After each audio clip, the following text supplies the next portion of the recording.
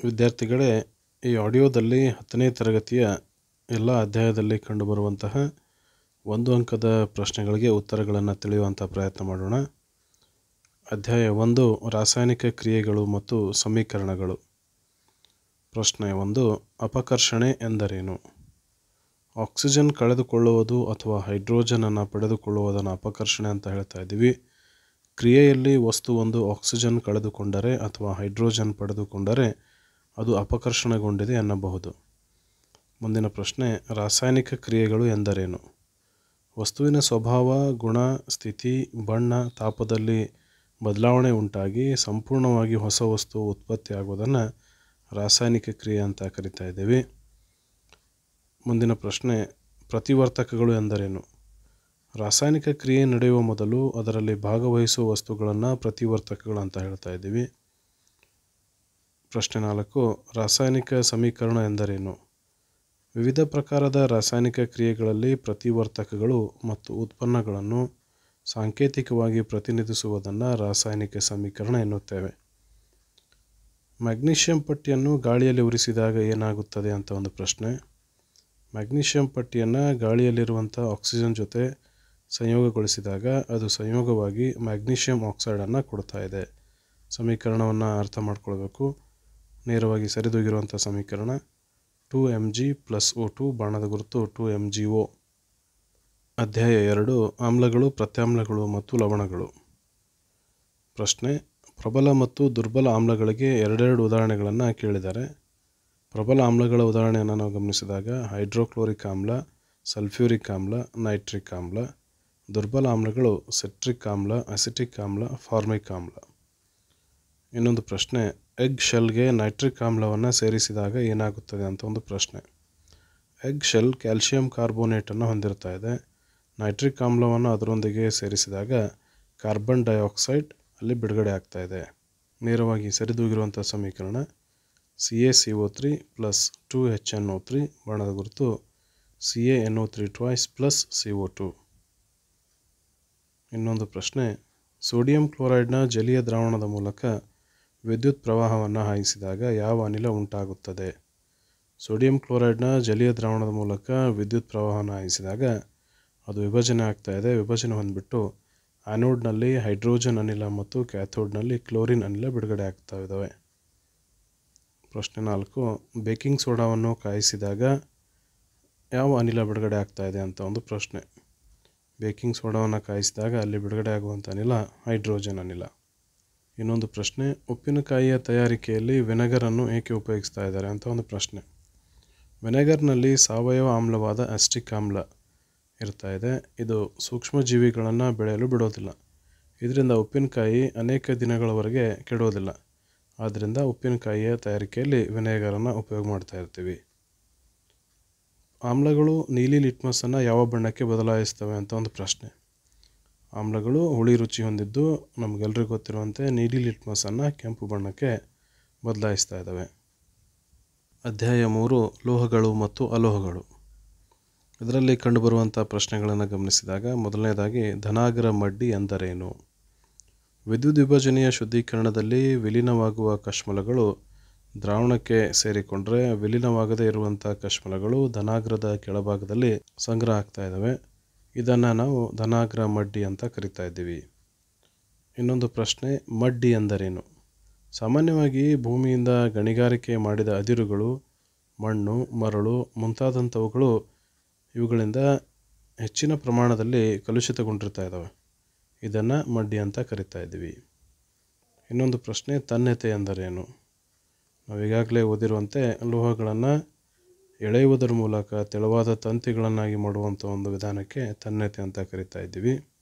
Calcination ಎಂದರೇನು? Oxide ಆಗಿ ಪರಿವರ್ತಿಸಲು ಗಾಳಿಯ ಅನುಪಸ್ಥಿತಿಯಲ್ಲಿ ಕಾರ್ಬೋನೇಟ್ ಅದಿರನ್ನು ಬಿಸಿ ಮಾಡುವಂಥ ಪ್ರಕ್ರಿಯೆಯನ್ನು ಕ್ಯಾಲ್ಸಿನೇಷನ್ ಅಂತ ಕರಿತಾ ಇದ್ದೀವಿ. ಅದೇ ರೀತಿ ಹುರಿಯುವಿಕೆ ಎಂದರೇನು? ಸಲ್ಫೈಡ್ ಅದಿರನ್ನು ಆಕ್ಸೈಡನ್ನಾಗಿ ಪರಿವರ್ತಿಸಲು ಹೆಚ್ಚಿನ ಪ್ರಮಾಣದ ಗಾಳಿಯಲ್ಲಿ ಹೆಚ್ಚಿನ ಉಷ್ಣತೆಯಲ್ಲಿ ಕಾಯಿಸಬೇಕಾಗ್ತಾ ಇದೆ.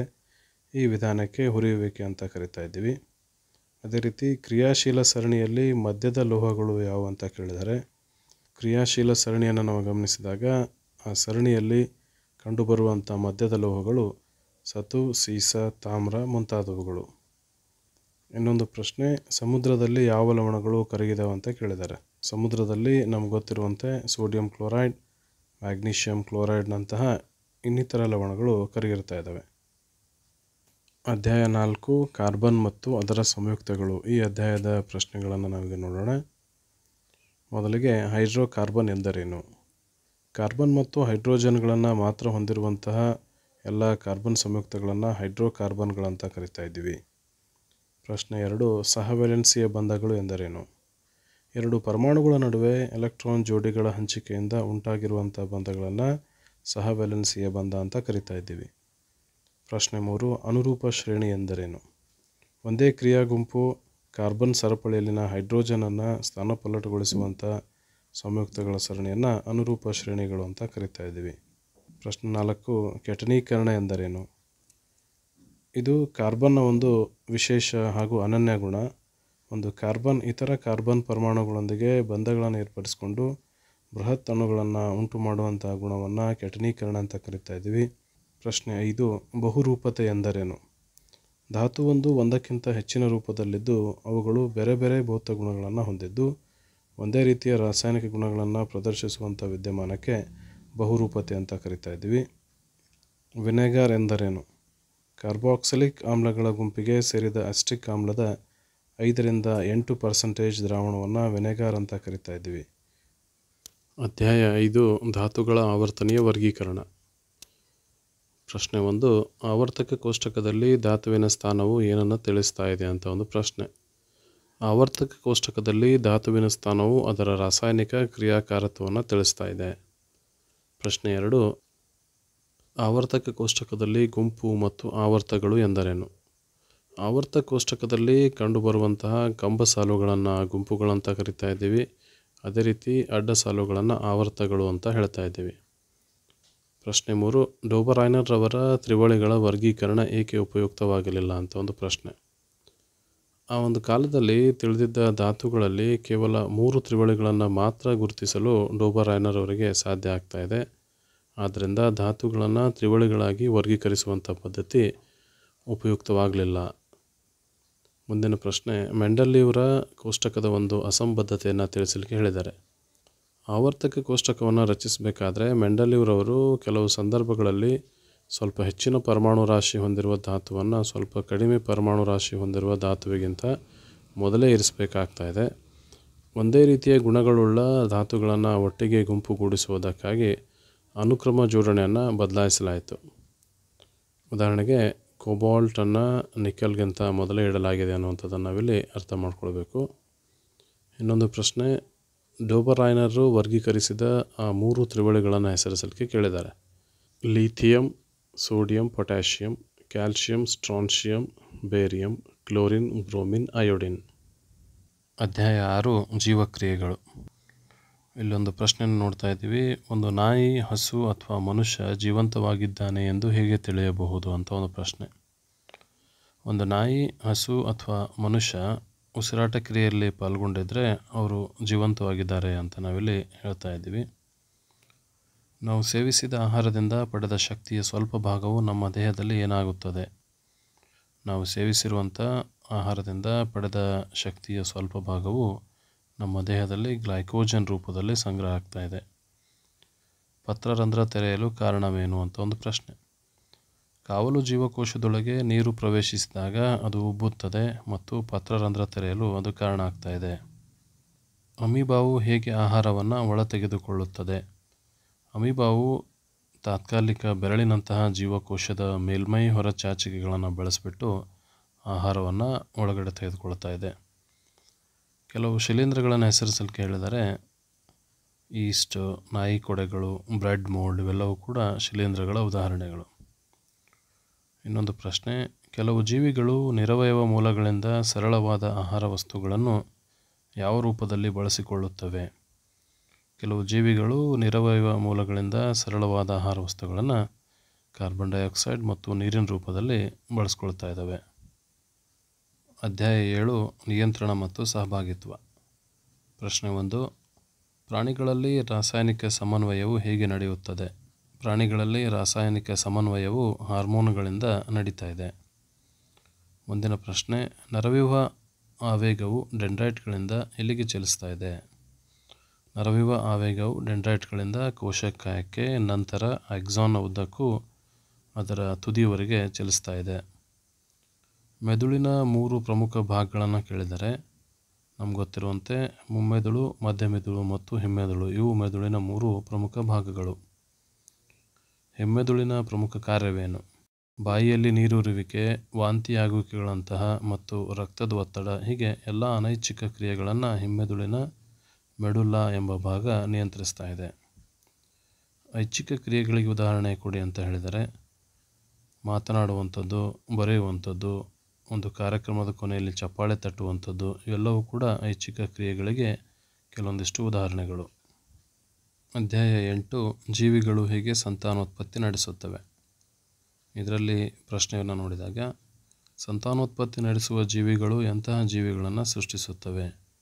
ಸಂತಾನೋತ್ಪತ್ತಿ ನಡೆಸುವಂಥ ಜೀವಿಗಳು ತಮ್ಮನ್ನೇ ಹೋಲುವಂಥ ಜೀವಿಗಳನ್ನು ಸೃಷ್ಟಿಸ್ತಾ ಇದ್ದಾವೆ. ಮುಂದಿನ ಪ್ರಶ್ನೆ, ಜೀವ ವಿಕಾಸದ ತಳಹದಿ ಯಾವುದು? ಸಂತಾನೋತ್ಪತ್ತಿಯ ಸಮಯದಲ್ಲಿ ಉಂಟಾಗುವಂತಹ ಭಿನ್ನತೆಯನ್ನು ನಾವು ಜೀವ ವಿಕಾಸದ ತಳಹದಿ ಅಂತ ಹೇಳ್ತಾ ಇದ್ದೀವಿ. ಪ್ರಶ್ನೆ 3, ಸಂತಾನೋತ್ಪತ್ತಿಯು ಯಾವುದರೊಂದಿಗೆ ಜೋಡಣೆಗೊಂಡಿದೆ? ಸಂತಾನೋತ್ಪತ್ತಿಯು ಜೀವಿ ಪ್ರಭೇದಗಳ ಸಂಖ್ಯೆಯ ಸ್ಥಿರತೆಯೊಂದಿಗೆ ಜೋಡಣೆಗೊಂಡಿರ್ತಾ ಇದೆ. ಮುಂದಿನ ಪ್ರಶ್ನೆ, ಜೀವಿಗಳ ಭಿನ್ನತೆಯು ಹೇಗೆ ಉಪಯುಕ್ತವಾಗಿದೆ? ಜೀವಿಗಳ ಭಿನ್ನತೆಯು ಜೀವಿ ಪ್ರಭೇದಗಳು ಬದುಕುಳಿಯಲು ಉಪಯುಕ್ತ ಆಗ್ತಾ ಇದೆ. ಪರಾಗಸ್ಪರ್ಶ ಎಂದರೇನು? ಕೇಸರದಿಂದ ಪರಾಗವನ್ನು ಶಲಾಕಾಗ್ರಕ್ಕೆ ವರ್ಗಾಯಿಸುವಂತಹ ಪ್ರಕ್ರಿಯೆಗೆ ಪರಾಗಸ್ಪರ್ಶ ಅಂತ ಹೇಳ್ತಾ ಇದ್ದೀವಿ. ಸ್ವಕೀಯ ಪರಾಗಸ್ಪರ್ಶ ಎಂದರೇನು? ಕೇಸರದಿಂದ ಪರಾಗ ವರ್ಗಾವಣೆಯು ಅದೇ ಹೂವಿನಲ್ಲಿ ನಡೆದರೆ ಅದನ್ನು ಸ್ವಕೀಯ ಪರಾಗಸ್ಪರ್ಶ ಅಂತ ಹೇಳ್ತೀವಿ. ಅದೇ ರೀತಿ ಪರಕೀಯ ಪರಾಗಸ್ಪರ್ಶ ಎಂದರೇನು? ಪರಾಗವು ಒಂದು ಹೂವಿನಿಂದ ಇನ್ನೊಂದು ಹೂವಿಗೆ ವರ್ಗಾವಣೆಗೊಂಡರೆ ಅದನ್ನು ಪರಕೀಯ ಪರಾಗಸ್ಪರ್ಶ ಅಂತ ಕರಿತಾ ಇದ್ದೀವಿ. ಮುಂದಿನ ಪ್ರಶ್ನೆ, ಪರಾಗಸ್ಪರ್ಶವು ಯಾವ ಮಾಧ್ಯಮದ ಮೂಲಕ ನಡೆಯುತ್ತದೆ ಅಂತ ಕೇಳಿದ್ದು. ಪರಾಗಸ್ಪರ್ಶ ನಡೀಬೇಕಾದ್ರೆ ನೀರು, ಕೀಟ, ಗಾಳಿ ಮತ್ತು ಪ್ರಾಣಿಗಳಂತಹ ಮಾಧ್ಯಮದ ಮೂಲಕ ನಡೀತಾ ಇದೆ. ದ್ವಿಲಿಂಗಿ ಸಸ್ಯ ಎಂದರೇನು? ಸಸ್ಯಗಳಲ್ಲಿ ಹೂವುಗಳು ಕೇಸರ ಮತ್ತು ಶಲಾಕೆಗಳೆರಡನ್ನೂ ಹೊಂದಿದ್ದರೆ ಅವುಗಳನ್ನು ದ್ವಿಲಿಂಗಿ ಸಸ್ಯಗಳು ಅಂತ ಕರಿತಾ ಇದ್ದೀವಿ. ಅಧ್ಯಾಯ 9 ಅನುವಂಶೀಯತೆ ಮತ್ತು ಜೀವ ವಿಕಾಸ. ಅನುವಂಶೀಯತೆ ಎಂದರೇನು? ತಂದೆ ತಾಯಿಯರಿಂದ ಅಥವಾ ಪೋಷಕ ಜೀವಿಯಿಂದ ವಂಶ ಪಾರಂಪರ್ಯವಾಗಿ ಮುಂದಿನ ಪೀಳಿಗೆಗೆ ಬರುವ ಗುಣಗಳನ್ನು ಅನುವಂಶೀಯತೆ ಅಂತ ಕರಿತಾ ಇದ್ದೀವಿ. ಮುಂದಿನ ಪ್ರಶ್ನೆ, DNA ಸ್ವಪ್ರತೀಕರಣ ಎಂದರೇನು? ಕೋಶ ವಿಭಜನೆಯ ಸಂದರ್ಭದಲ್ಲಿ ತನ್ನನ್ನು ತಾನೇ ನಕಲುಗೊಳಿಸ್ಕೊಂಡ್ಬಿಟ್ಟು 2 ಪ್ರತಿರೂಪಗಳಾಗುವಂಥ DNAಯ ವಿಶೇಷ ಗುಣಕ್ಕೆ ನಾವು ಸ್ವಪ್ರತೀಕರಣ ಅಂತ ಕರಿತಾ ಇದ್ದೀವಿ. ಪ್ರಶ್ನೆ 3, ಆಧುನಿಕ ತಳಿವಿಜ್ಞಾನದ ಪಿತಾಮಹ ಯಾರು? ಆಧುನಿಕ ತಳಿವಿಜ್ಞಾನದ ಪಿತಾಮಹ ನಮಗೆಲ್ಲರಿಗೂ ಗೊತ್ತಿರುವಂತೆ ಗ್ರೆಗರ್ ಜೊಹಾನ್ ಮೆಂಡಲ್. ಜೀವ ವಿಕಾಸೀಯ ಸಂಬಂಧಗಳನ್ನು ಪತ್ತೆ ಮಾಡಲು ಬಳಸುವ ಸಾಧನಗಳು ಯಾವುವು ಅಂತ ಕೇಳಿದ್ದಾರೆ. ಜೀವ ವಿಕಾಸೀಯ ಸಂಬಂಧಗಳನ್ನು ಪತ್ತೆ ಮಾಡಲು ಬಳಸುವಂಥ ಸಾಧನಗಳು ಉತ್ಖನನ, ಕಾಲನಿರ್ಣಯ, ಪಳೆಯುಳಿಕೆಗಳ ಅಧ್ಯಯನಗಳ ಜೊತೆಗೆ DNA ಅನುಕ್ರಮಣಿಕೆಗಳನ್ನು ಕೂಡ ಅಲ್ಲಿ ಬಳಸ್ತಾ ಇದ್ದಾರೆ. ಪ್ರಶ್ನೆ 5, ಜೀವ ವಿಕಾಸದ ಮೂಲಭೂತ ಪ್ರಕ್ರಿಯೆ ಯಾವುದು? ಸಂತಾನೋತ್ಪತ್ತಿಯ ಸಮಯದಲ್ಲಿ DNAಯಲ್ಲಾಗುವಂತಹ ಬದಲಾವಣೆಗಳೇ ಜೀವ ವಿಕಾಸದ ಮೂಲಭೂತ ಪ್ರಕ್ರಿಯೆ. ಜೀವ ವಿಕಾಸವೆಂದರೇನು? ಜೀವ ವಿಕಾಸವೆಂದರೆ ಕೆಳಹಂತದಿಂದ ಉನ್ನತ ಹಂತಕ್ಕೆ ಪ್ರಗತಿ ಹೊಂದುವಿಕೆ ಮಾತ್ರವಲ್ಲ, ಬದಲಿಗೆ ಸರಳ ವಿನ್ಯಾಸಗಳನ್ನು ಉಳಿಸಿ ಬೆಳೆಯುತ್ತಲೇ ಸಂಕೀರ್ಣವಾದ ವಿನ್ಯಾಸಗಳಿಗೆ ದಾರಿ ಮಾಡಿಕೊಡುವಂತಹ ಪ್ರಕ್ರಿಯೆ ಅಂತ ನಾವಿಲ್ಲಿ ಹೇಳಬಹುದು. ಅಧ್ಯಾಯ 10 ಬೆಳಕು, ಪ್ರತಿಫಲನ ಮತ್ತು ವಕ್ರೀಭವನ. ಪ್ರಶ್ನೆ 1, ಬೆಳಕಿನ ವಿವರ್ತನೆ ಎಂದರೇನು? ಬೆಳಕಿನ ಪಥದಲ್ಲಿ ಅತಿ ಚಿಕ್ಕ ಅಪಾರದರ್ಶಕ ವಸ್ತುವೊಂದು ಬಂದರೆ ಬೆಳಕು ಸರಳ ರೇಖೆಯಲ್ಲಿ ಚಲಿಸದೆ ಅದರ ಅಂಚಿನ ಸುತ್ತಲೂ ಬಾಗುವ ಪ್ರವೃತ್ತಿಯನ್ನು ಬೆಳಕಿನ ವಿವರ್ತನೆ ಎನ್ನುತ್ತೇವೆ. ಪ್ರಶ್ನೆ 2, ಬೆಳಕಿನ ಆಧುನಿಕ ಕ್ವಾಂಟಮ್ ಸಿದ್ಧಾಂತವು ಏನನ್ನು ಪ್ರತಿಪಾದಿಸಿತು? ಬೆಳಕಿನ ಆಧುನಿಕ ಕ್ವಾಂಟಮ್ ಸಿದ್ಧಾಂತವು ಬೆಳಕು ತರಂಗವೂ ಅಲ್ಲ ಅಥವಾ ಕಣವೂ ಅಲ್ಲ ಎಂದು ಪ್ರತಿಪಾದಿಸಿತು. ಮುಂದಿನ ಪ್ರಶ್ನೆ, ನಮಗೆ ವಸ್ತುಗಳನ್ನು ನೋಡಲು ಯಾವಾಗ ಸಾಧ್ಯವಾಗುತ್ತದೆ? ಒಂದು ವಸ್ತು ತನ್ನ ಮೇಲೆ ಬಿದ್ದ ಬೆಳಕನ್ನು ಪ್ರತಿಫಲಿಸ್ತಾ ಇದೆ. ಪ್ರತಿಫಲಿತ ಬೆಳಕನ್ನು ನಮ್ಮ ಕಣ್ಣುಗಳು ಸ್ವೀಕರಿಸಿದಾಗ ವಸ್ತುಗಳನ್ನು ನೋಡಲಿಕ್ಕೆ ಸಾಧ್ಯ ಆಗ್ತಾ ಇದೆ. ಪ್ರಶ್ನೆ 4, ಬೆಳಕಿನ ವಕ್ರೀಭವನ ಎಂದರೇನು? ಬೆಳಕು ಒಂದು ಮಾಧ್ಯಮದಿಂದ ಇನ್ನೊಂದು ಮಾಧ್ಯಮಕ್ಕೆ ಓರೆಯಾಗಿ ಚಲಿಸುವಾಗ ಎರಡನೇ ಮಾಧ್ಯಮದಲ್ಲಿ ಪ್ರಸರಣದ ದಿಕ್ಕು ಬದಲಾಗುತ್ತದೆ. ಈ ವಿದ್ಯಮಾನವನ್ನು ಬೆಳಕಿನ ವಕ್ರೀಭವನ ಎನ್ನುತ್ತೇವೆ. ಮುಂದಿನ ಪ್ರಶ್ನೆ, ಮಸೂರಗಳು ಪ್ರತಿಬಿಂಬಗಳನ್ನು ಹೇಗೆ ರಚಿಸುತ್ತವೆ? ಮಸೂರಗಳು ಬೆಳಕನ್ನು ವಕ್ರೀಭವಿಸುವುದರ ಮೂಲಕ ಪ್ರತಿಬಿಂಬಗಳನ್ನು ರಚಿಸ್ತಾ ಇದ್ದಾವೆ. ಪ್ರಶ್ನೆ 6, ನಿಮ್ನ ಮಸೂರಗಳು ಎಂತಹ ಪ್ರತಿಬಿಂಬಗಳನ್ನು ಉಂಟು ಮಾಡುತ್ತವೆ ಅಂತ ಕೇಳಿದ್ದಾರೆ. ನಿಮ್ನ ಮಸೂರಗಳು ಯಾವಾಗಲೂ ನೇರ, ಚಿಕ್ಕದಾದ ಮತ್ತು ಮಿತ್ತ ಪ್ರತಿಬಿಂಬಗಳನ್ನು ಉಂಟು ಮಾಡ್ತಾ ಇದ್ದಾವೆ. ಅಧ್ಯಾಯ 11, ಮಾನವನ ಕಣ್ಣು ಮತ್ತು ವರ್ಣಮಯ ಜಗತ್ತು. ಬೆಳಕಿನ ವರ್ಣವಿಭಜನೆ ಎಂದರೇನು? ಬಿಳಿಯ ಬೆಳಕು ಅದರ ಘಟಕ ಬಣ್ಣಗಳಾಗಿ ವಿಭಜನೆ ಹೊಂದುವುದನ್ನು ಬೆಳಕಿನ ವರ್ಣವಿಭಜನೆ ಅಂತ ಹೇಳ್ತಾ ಇದ್ದೀವಿ. ಪ್ರಶ್ನೆ 2, ರೋಹಿತ ಎಂದರೇನು?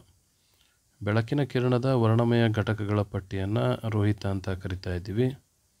ಪ್ರೆಸ್ಬಯೋಪಿಯಾ ಎಂದರೇನು? ವಯಸ್ಸಾದಂತೆ ಕಣ್ಣಿನ ಹೊಂದಾಣಿಕೆಯ ಸಾಮರ್ಥ್ಯ ಸಾಮಾನ್ಯವಾಗಿ ಕಡಿಮೆ ಆಗ್ತಾ ಇದೆ. ಹೆಚ್ಚಿನ ಜನರಿಗೆ ಸಮೀಪ ಬಿಂದುವು ಕ್ರಮೇಣ ದೂರ ಸರಿತಾ ಇದೆ. ಅಂತಹವರು ಹತ್ತಿರದ ವಸ್ತುಗಳನ್ನು ಆರಾಮದಾಯಕವಾಗಿ ಮತ್ತು ಸ್ಪಷ್ಟವಾಗಿ ಸರಿಪಡಿಸುವ ಕನ್ನಡಕವಿಲ್ಲದೆ ನೋಡಲು ಸಾಧ್ಯ ಇಲ್ಲ. ಈ ದೋಷಕ್ಕೆ ಪ್ರೆಸ್ಬಯೋಪಿಯಾ ಅಂತ ಹೇಳ್ತೀವಿ. ಮುಂದಿನ ಪ್ರಶ್ನೆ, ದೃಷ್ಟಿದೋಷ ಉಂಟಾಗಲು ಕಾರಣವೇನು? ಕೆಲವೊಮ್ಮೆ ಕಣ್ಣು ಹೊಂದಾಣಿಕೆಯ ಸಾಮರ್ಥ್ಯವನ್ನು ಕ್ರಮೇಣವಾಗಿ ಕಳೆದುಕೊಳ್ತಾ ಇದೆ. ಅಂತಹ ಸಂದರ್ಭದಲ್ಲಿ ಮಾನವನು ವಸ್ತುಗಳನ್ನು ನಿಖರವಾಗಿ ಮತ್ತು ಸ್ಪಷ್ಟವಾಗಿ ನೋಡಲು ಸಾಧ್ಯ ಆಗುವುದಿಲ್ಲ. ಕಣ್ಣಿನ ವಕ್ರೀಭವನ ದೋಷದಿಂದ ದೃಷ್ಟಿಯು ಮಸುಕಾಗ್ತಾ ಇದೆ. ಪ್ರಶ್ನೆ 5, ಇತ್ತೀಚಿನ ದಿನಗಳಲ್ಲಿ ಕಣ್ಣಿನ ವಕ್ರೀಭವನ ದೋಷಗಳನ್ನು ಹೇಗೆ ಸರಿಪಡಿಸುತ್ತಾರೆ ಅಂತ ಕೇಳಿದ್ದಾರೆ. ಕಣ್ಣಿನ ವಕ್ರೀಭವನ ದೋಷಗಳನ್ನು ಒತ್ತ ಮಸೂರದಿಂದ ಅಥವಾ ಶಸ್ತ್ರಚಿಕಿತ್ಸೆಗಳಿಂದ ಸರಿಪಡಿಸಬಹುದು. ಮುಂದಿನ ಪ್ರಶ್ನೆ, ಕಣ್ಣಿನ 3 ಬಗೆಯ ವಕ್ರೀಭವನ ದೋಷಗಳು ಯಾವುವು?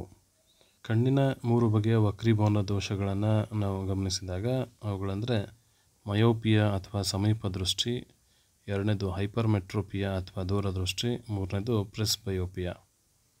ಮುಂದಿನ ಪ್ರಶ್ನೆ, ಟಿಂಡಾಲ್ ಪರಿಣಾಮ ಎಂದರೇನು? ಕಲ್ಲಿನ ಪದಾರ್ಥಗಳಿಂದ ಬೆಳಕಿನ ಚೆದುರುವಿಕೆಯ ವಿದ್ಯಮಾನಕ್ಕೆ ಟಿಂಡಾಲ್ ಪರಿಣಾಮ ಅಂತ ಹೇಳ್ತಾ ಇದ್ದೀವಿ.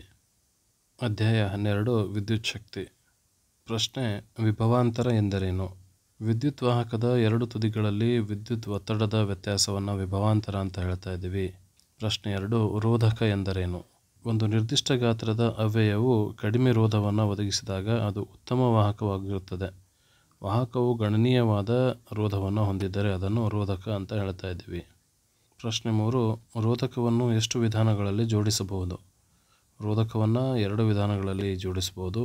ಅವು ಯಾವಂದರೆ ಸರಣಿ ಜೋಡಣೆ ಮತ್ತು ಸಮಾಂತರ ಜೋಡಣೆ. ಪ್ರಶ್ನೆ 4, ಟಂಗ್ಸ್ಟನ್ನ ಕರಗುವ ಬಿಂದು ಹಾಗೂ ಕುದಿಯುವ ಬಿಂದು ಯಾವುದು ಅಂತ ಕೇಳಿದ್ದಾರೆ.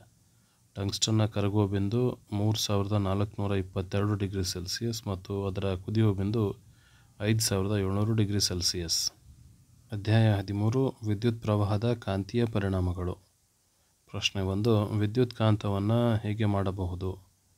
ಹೆಚ್ಚು ಕಾಂತಕ್ಷೇತ್ರ ಹೊಂದಿರುವ ಸೊಲೆನಾಯ್ಡ್ನ ಒಳಭಾಗದಲ್ಲಿ ಒಂದು ಕಾಂತೀಯ ವಸ್ತುವಾದ ಮೆದು ಕಬ್ಬಿಣದ ತುಂಡನ್ನು ಇರಿಸಿ ಕಾಂತವನ್ನಾಗಿಸಲು ಉಪಯೋಗಿಸಬಹುದು. ಈ ರೀತಿ ಉಂಟಾದ ಕಾಂತವನ್ನು ವಿದ್ಯುತ್ ಕಾಂತ ಅಂತ ಕರಿತಾ ಇದ್ದೀವಿ. ಪ್ರಶ್ನೆ 2, ಫ್ರೆಂಚ್ ವಿಜ್ಞಾನಿಯಾದ ಆಂಡ್ರೆ ಮೇರಿ ಆಂಪಿಯರ್ ಏನನ್ನು ಸೂಚಿಸಿದರು? ಕಾಂತವೂ ಸಹ ವಿದ್ಯುತ್ ಪ್ರವಾಹವಿರುವ ವಾಹಕದ ಮೇಲೆ ಸಮ ಮತ್ತು ವಿರುದ್ಧವಾದ ಬಲವನ್ನು ಪ್ರಯೋಗಿಸುತ್ತದೆ ಅಂತ ಅವರು ಸೂಚಿಸಿದರು. ವಿದ್ಯುತ್ ಪ್ರವಹಿಸುತ್ತಿರುವ ವಾಹಕ ಮತ್ತು ಕಾಂತಕ್ಷೇತ್ರವನ್ನು ಬಳಸುವ ಸಾಧನಗಳು ಯಾವುವು ಅಂತ ಕೇಳಿದ್ದಾರೆ. ಸಾಧನಗಳನ್ನು ನಾವು ಅರ್ಥ ಮಾಡಿಕೊಂಡಾಗ ವಿದ್ಯುತ್ ಮೋಟಾರ್, ವಿದ್ಯುತ್ ಜನರೇಟರ್, ಧ್ವನಿವರ್ಧಕ ಯಂತ್ರಗಳು, ಮೈಕ್ರೋಫೋನ್ಗಳು ಮತ್ತು ವಿದ್ಯುತ್ ಮಾಪಕ ಯಂತ್ರಗಳು. ಪ್ರಶ್ನೆ 4, ಕಾಂತಕ್ಷೇತ್ರ ಎಂದರೇನು? ದಂಡಕಾಂತದ ಸುತ್ತಲೂ ಕಾಂತೀಯ ಬಲದ ಪ್ರಭಾವವಿರುವ ಪ್ರದೇಶವನ್ನು ಕಾಂತಕ್ಷೇತ್ರ ಅಂತ ಕರಿತಾ ಇದ್ದೀವಿ. ಮುಂದಿನ ಪ್ರಶ್ನೆ, ನೇರ ವಾಹಕದ ತಂತಿಯಲ್ಲಿ ವಿದ್ಯುತ್ ಪ್ರವಹಿಸಿದಾಗ ಏನಾಗುತ್ತದೆ? ನೇರ ವಾಹಕದ ತಂತಿಯಲ್ಲಿ ವಿದ್ಯುತ್ ಪ್ರವಹಿಸಿದಾಗ ಅದರ ಸುತ್ತಲೂ ಕಾಂತೀಯ ಬಲರೇಖೆಗಳು ಉಂಟಾಗ್ತಾ ಇದ್ದಾವೆ. ಅಧ್ಯಾಯ 14, ಶಕ್ತಿಯ ಆಕರಗಳು. ಪ್ರಶ್ನೆ 1, ಸೌರ ಕುಕ್ಕರ್ನ ಬಳಕೆಯ ಮಿತಿಯನ್ನು ಹೇಗೆ ಹೋಗಲಾಡಿಸಬಹುದು? ಸೌರ ಕುಕ್ಕರ್ನ ಬಳಕೆಗೆ ಬೇಕಾದ ಸೌರಶಕ್ತಿಯ ಮಿತಿಯನ್ನು ಕೆಲವು ಸೌರಕೋಶಗಳ ಬಳಕೆಯಿಂದ ಹೋಗಲಾಡಿಸಬಹುದು. ಪ್ರಶ್ನೆ 2, ಸೌರಫಲಕ ಎಂದರೇನು? ಇದರ ಉಪಯೋಗ ಏನು ಅಂತ ಕೇಳಿದ್ದಾರೆ. ಹಲವಾರು ಸೌರಕೋಶಗಳ ಜೋಡಣೆ ವ್ಯವಸ್ಥೆಯನ್ನು ಸೌರಫಲಕ ಅಂತ ಹೇಳ್ತಾ ಇದ್ದೀವಿ. ಈ ವ್ಯವಸ್ಥೆಯಿಂದ ವ್ಯಾವಹಾರಿಕ ಬಳಕೆಗಾಗಿ ಸಾಕಷ್ಟು ವಿದ್ಯುತ್ತನ್ನು ಪಡೆಯಬಹುದು. ಪ್ರಶ್ನೆ 3, ಅಲೆಗಳ ಶಕ್ತಿ ಎಂದರೇನು? ಸಮುದ್ರ ತೀರದಲ್ಲಿ ಅಲೆಗಳು ಹೊಂದಿರುವ ಚಲನಶಕ್ತಿಯನ್ನು ಅಲೆಗಳ ಶಕ್ತಿ ಅಂತ ಕರಿತಾ ಇದ್ದೀವಿ. ಅದೇ ರೀತಿ ಉಬ್ಬರ ಶಕ್ತಿ ಎಂದರೇನು ಅಂತ ಕೇಳಿದರೆ, ಸಮುದ್ರದ ನೀರಿನ ಮಟ್ಟದಲ್ಲಿ ಉಂಟಾಗುವ ಏರಿಳಿತಗಳಿಂದ ಉಂಟಾಗುವ ಶಕ್ತಿಯನ್ನು ಉಬ್ಬರ ಶಕ್ತಿ ಅಂತ ಹೇಳ್ತಾ ಇದ್ದೀವಿ. ಇನ್ನೊಂದು ಪ್ರಶ್ನೆ, ಸೌರ ಫಲಕಗಳ ಉಪಯೋಗವೇನು? ದೂರ ಪ್ರದೇಶಗಳಲ್ಲಿ ಸ್ಥಾಪಿಸಿರುವ ರೇಡಿಯೋ ಅಥವಾ ತಂತಿರಹಿತ ಪ್ರಸರಣ ವ್ಯವಸ್ಥೆಗಳು ಅಥವಾ ದೂರದರ್ಶನ ಪ್ರಸಾರ ಕೇಂದ್ರಗಳಲ್ಲಿ ಸೌರ ಫಲಕಗಳನ್ನು ಬಳಸ್ತಾ ಇದ್ದಾರೆ. ಸಂಚಾರ ಮಾರ್ಗದರ್ಶನ ದೀಪಗಳಲ್ಲಿ, ಕ್ಯಾಲ್ಕುಲೇಟರ್ಗಳಲ್ಲಿ ಮತ್ತು ಇನ್ನಿತರ ಹಲವಾರು ಆಟಿಕೆಗಳಲ್ಲಿ ಸೌರಕೋಶಗಳನ್ನು ಬಳಕೆ ಮಾಡ್ತಾ ಇದ್ದಾರೆ. ಪ್ರಶ್ನೆ 6, ನ್ಯೂಕ್ಲಿಯ ಶಕ್ತಿ ಎಂದರೇನು? ಪರಮಾಣು ವಿದಳನ ಕ್ರಿಯೆಯಲ್ಲಿ ಭಾರೀ ಪರಮಾಣು ಬೀಜಗಳನ್ನು ಕಡಿಮೆ ಶಕ್ತಿಯ ನ್ಯೂಟ್ರಾನ್ನಿಂದ ತಾಡಿಸಿದಾಗ ಅಗಾಧವಾದ ಶಕ್ತಿ ಬಿಡುಗಡೆಯಾಗುತ್ತದೆ. ಇದು ನ್ಯೂಕ್ಲಿಯ ಶಕ್ತಿ. ಅಧ್ಯಾಯ 15, ನಮ್ಮ ಪರಿಸರ. ಜೈವಿಕ ಮತ್ತು ಅಜೈವಿಕ ಘಟಕಗಳು ಯಾವುವು? ಸಸ್ಯಗಳು, ಪ್ರಾಣಿಗಳು ಮತ್ತು ಎಲ್ಲ ರೀತಿಯ ಜೀವಿಗಳು ಜೈವಿಕ ಘಟಕಗಳಾಗಿರ್ತಾ ಇದ್ದಾವೆ. ಇನ್ನು ಭೌತಿಕ ಅಂಶಗಳಾಗಿರುವಂಥ ಮಳೆ, ಗಾಳಿ, ಉಷ್ಣತೆ, ಮಣ್ಣು ಮತ್ತು ಖನಿಜಾಂಶಗಳು ಇವೆಲ್ಲವೂ ಅಜೈವಿಕ ಘಟಕಗಳು. ಪ್ರಶ್ನೆ 2, ಉತ್ಪಾದಕರು ಎಂದರೇನು? ದ್ಯುತಿಸಂಶ್ಲೇಷಣೆ ಕ್ರಿಯೆಯಿಂದ ತಮ್ಮ ಆಹಾರವನ್ನು ತಾವೇ ತಯಾರಿಸಿಕೊಳ್ಳುವಂತಹ ಹಸಿರು ಸಸ್ಯಗಳನ್ನು ಮತ್ತು ಕೆಲವು ಬಗೆಯ ಬ್ಯಾಕ್ಟೀರಿಯಾಗಳನ್ನು ಉತ್ಪಾದಕಗಳು ಅಂತ ಕರಿತಾ ಇದ್ದೀವಿ. ವಿಘಟಕಗಳು ಎಂದರೇನು? ಸೂಕ್ಷ್ಮಜೀವಿಗಳು ಸಂಕೀರ್ಣ ಸಾವಯವ ಪದಾರ್ಥಗಳನ್ನು ಸರಳ ನಿರವಯವ ಪದಾರ್ಥಗಳನ್ನಾಗಿ ವಿಭಜಿಸುವುದರಿಂದ ಇಂತಹ ಜೀವಿಗಳಿಗೆ ವಿಘಟಕಗಳು ಅಂತ ಕರಿತಾ ಇದ್ದೀವಿ. ಅಧ್ಯಾಯ 16, ನೈಸರ್ಗಿಕ ಸಂಪನ್ಮೂಲಗಳ ಸುಸ್ಥಿರ ನಿರ್ವಹಣೆ. ಪ್ರಶ್ನೆ 1, ನವೀಕರಿಸಬಹುದಾದ ಸಂಪನ್ಮೂಲಗಳು ಯಾವುವು? ಪವನಶಕ್ತಿ, ಭೂ ಉಷ್ಣಶಕ್ತಿ, ಸೌರಶಕ್ತಿ, ಜಲಶಕ್ತಿ ಇವೆಲ್ಲವೂ ಕೂಡ ನವೀಕರಿಸಬಹುದಾದಂತಹ ಸಂಪನ್ಮೂಲಗಳಾಗಿರ್ತಾ ಇದ್ದಾವೆ. ಮುಂದಿನ ಪ್ರಶ್ನೆ, ನವೀಕರಿಸಲಾಗದ ಸಂಪನ್ಮೂಲಗಳು ಯಾವುವು ಅಂತ ಕೇಳಿದ್ದಾರೆ. ಕಲ್ಲಿದ್ದಲು ಮತ್ತು ಪೆಟ್ರೋಲಿಯಂ ಖನಿಜಗಳು ಇವು ನವೀಕರಿಸಲಾಗದಂತಹ ಸಂಪನ್ಮೂಲಗಳು. ಪ್ರಶ್ನೆ 3, ನಾವು ಹೊರಗಿನಿಂದ ಪಡೆಯುವ ಸಂಪನ್ಮೂಲವು ಯಾವುದು ಅಂತ ಕೇಳಿದ್ದಾರೆ. ನಾವು ಹೊರಗಿನಿಂದ ಪಡೆಯುವ ಏಕೈಕ ಸಂಪನ್ಮೂಲ ಸೌರಶಕ್ತಿ. ಇದನ್ನು ನಾವು ಸೂರ್ಯನಿಂದ ಪಡಿತಾ ಇದ್ದೀವಿ. ಪ್ರಶ್ನೆ 4, ಅರಣ್ಯದ ಉತ್ಪನ್ನಗಳ ಮೇಲೆ ಅವಲಂಬಿತವಾಗಿರುವ ಕಾರ್ಖಾನೆಗಳು ಯಾವುವು ಅಂತ ಕೇಳಿದ್ದಾರೆ. ಗಂಧದ ಎಣ್ಣೆ ಕಾರ್ಖಾನೆ ಇರ್ಬೋದು, ಕಾಗದ ಕೈಗಾರಿಕೆ, ಮರದ ಕೈಗಾರಿಕೆ, ಕ್ರೀಡಾ ಸಾಮಗ್ರಿಗಳ ಕೈಗಾರಿಕೆ, ಅದೇ ರೀತಿ ಇನ್ನೂ ಅನೇಕ ಕೈಗಾರಿಕೆಗಳು ಕಚ್ಚಾ ವಸ್ತುಗಳಾಗಿ ಅರಣ್ಯದ ಉತ್ಪನ್ನಗಳನ್ನು ಬಳಕೆ ಮಾಡ್ಕೊಳ್ತಾ ಇದ್ದಾವೆ. ಪ್ರಶ್ನೆ 5, ಅರಣ್ಯಗಳನ್ನು ಸಂರಕ್ಷಿಸುವಂಥ 2 ವಿಧಾನಗಳು ಯಾವುವು ಅಂತ ಕೇಳಿದ್ದಾರೆ. ನಾವು ಅನೇಕ ವಿಧಾನಗಳನ್ನು ಅರಣ್ಯ ಸಂರಕ್ಷಣೆಗಾಗಿ ಬಳಕೆ ಮಾಡಬಹುದು. ಅವುಗಳನ್ನು ಗಮನಿಸಿದಾಗ ಮರಗಳನ್ನು ಕಡಿಯುವುದು ಮತ್ತು ಬೇಟೆಯಾಡುವುದನ್ನು ಸಂಪೂರ್ಣವಾಗಿ ನಿಷೇಧಿಸುವಂಥದ್ದು, ಹೆಚ್ಚು ಗಿಡ ಮರಗಳನ್ನು ನಡೆಸುವಂಥದ್ದು ಅಥವಾ ಬೆಳೆಯುವಂಥದ್ದು, ಅರಣ್ಯಗಳನ್ನು ನಾಶ ಆಗದಂತೆ ಕೆಲವೊಂದಿಷ್ಟು ಎಚ್ಚರಿಕೆ ಕ್ರಮಗಳನ್ನು ಕೈಗೊಳ್ಳುವಂಥದ್ದು ನಮಗೆ ಗೊತ್ತಿರಬೇಕು. ಇಷ್ಟು ಈ 10ನೇ ತರಗತಿಯ 16 ಅಧ್ಯಾಯಗಳಿಗೆ ಸಂಬಂಧಪಟ್ಟಂತೆ 1 ಅಂಕದ ಪ್ರಶ್ನೆಗಳನ್ನು ಈ ಆಡಿಯೋದಲ್ಲಿ ತಿಳಿದುಕೊಂಡೆವು. ಧನ್ಯವಾದಗಳು.